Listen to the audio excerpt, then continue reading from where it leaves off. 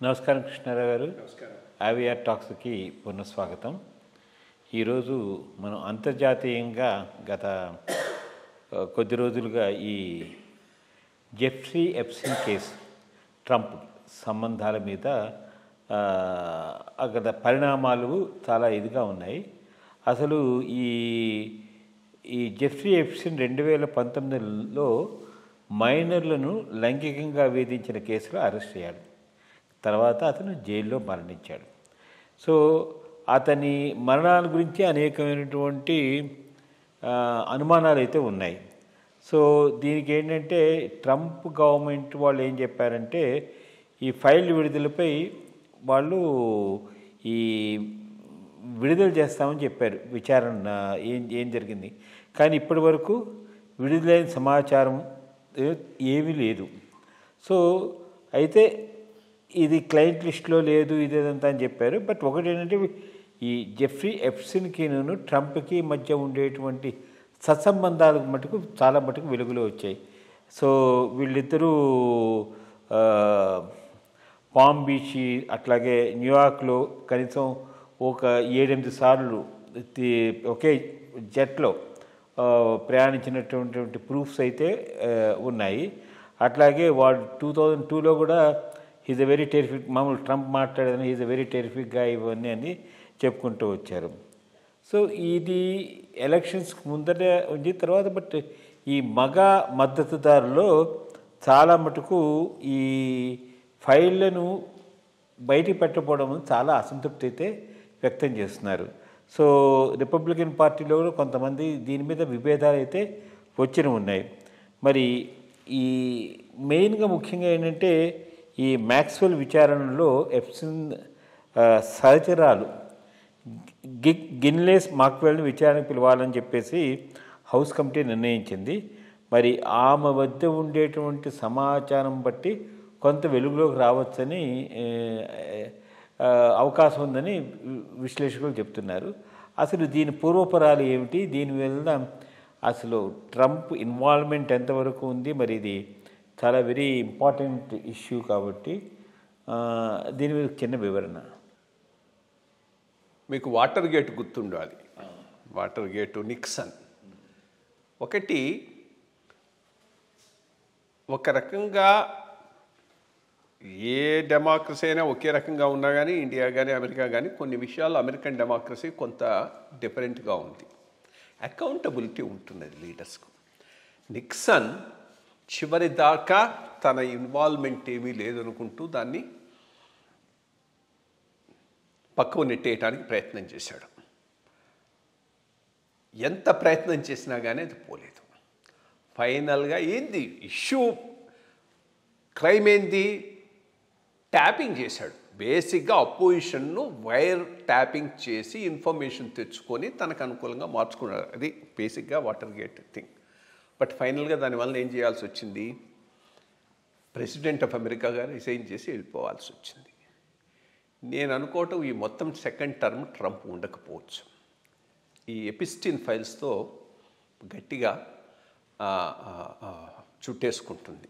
ఆ భయం వాళ్ళు కూడా అవుపిస్తూ ఉన్నది. ఎందుకంటే అగ్రెసివ్గా రియాక్ట్ అవుతున్నాడు ప్రతిదానికి. దాని మీద ట్వీట్ చేసినా, చెప్పినా, సోషల్ మీడియాలో చెప్పినా వాళ్ళని తిట్టి వీళ్ళని ఎందుకు చేస్తున్నారు ఇది చాలా ఇదిగా ఉన్నాడు. రెండోది, అసలు దీనికి బీజం వేసిన వాడు ఎవడు ఈ కాలంలో? బికాస్ వాడి ఫస్ట్ టర్మ్ అంతా ఇది ఏమీ లేకుండానే పోయింది. ఈ టైంలో ఎవరు వేసాడు? మస్క్ వేసాడు. అంటే ఇన్నర్ సర్కిల్ నుంచే వచ్చింది. అసలు ఆ ఎపిస్టీన్ ఫైల్స్ ఎందుకు బయట పెట్టడం లేదు అంటే ట్రంప్ కూడా ఇన్వాల్వ్ అయినాడని అన్నవాడు మస్క్. ఎపిస్టీన్ ఫైల్స్లో చాలామంది డెమోక్రాట్స్ ఇన్వాల్వ్ అయి ఉన్నారు, దాంట్లో ఏమీ డౌట్ లేదు. ఒబామా నుంచి బిల్ క్లింటన్ నుంచి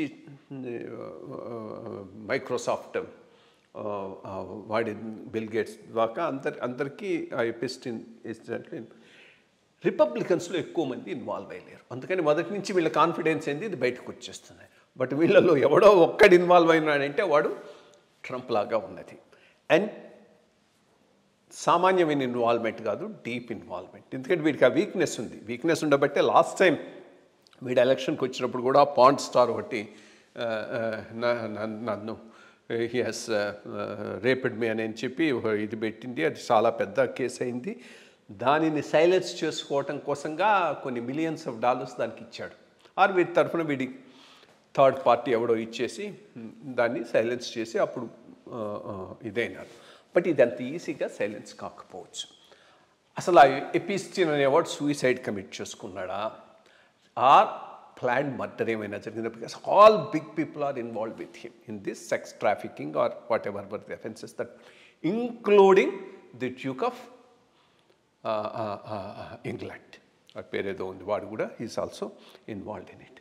సో ఇప్పుడు ఇది ఓన్లీ ఆ బిగినింగ్ మాత్రమే. ఈ బిగినింగ్లోనే ఎంత ఇన్ఫర్మేషన్ తెచ్చేశారంటే ఆ వచ్చినటువంటి 2-3 వీడియో క్లిప్పింగ్స్ ఎంత ఇంటిమేట్గా ఎపిస్టిన్తో వీడు ట్రంప్ యంగర్ డేస్లో ఉన్నాయనేటటువంటిది తెలుపుతూ ఉన్నది.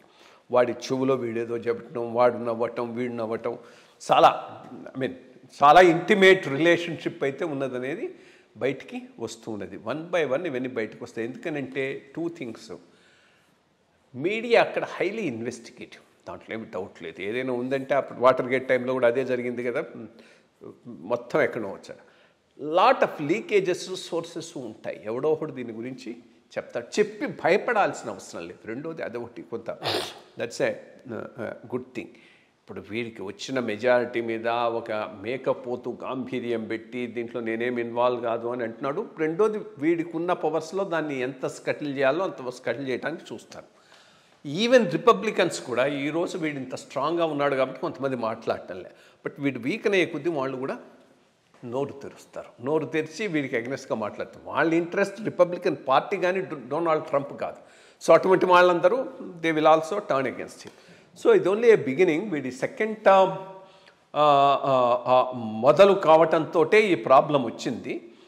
ఇది పూర్తయ్యే లోపల వీడు తప్పకుండా ఈ ఇష్యూలోకి వచ్చి ఈ ఇష్యూలో పడి దెబ్బతింటాడని మాత్రం నేను అనుకుంటున్నాను. He may not complete his full term. That's my because of this, ఇంకేమీ కాదు. ఏదో మెజారిటీ మీద వచ్చాడు కావాల్సిన వాడు, బట్ ఇది చాలా మేజర్ ఇష్యూ.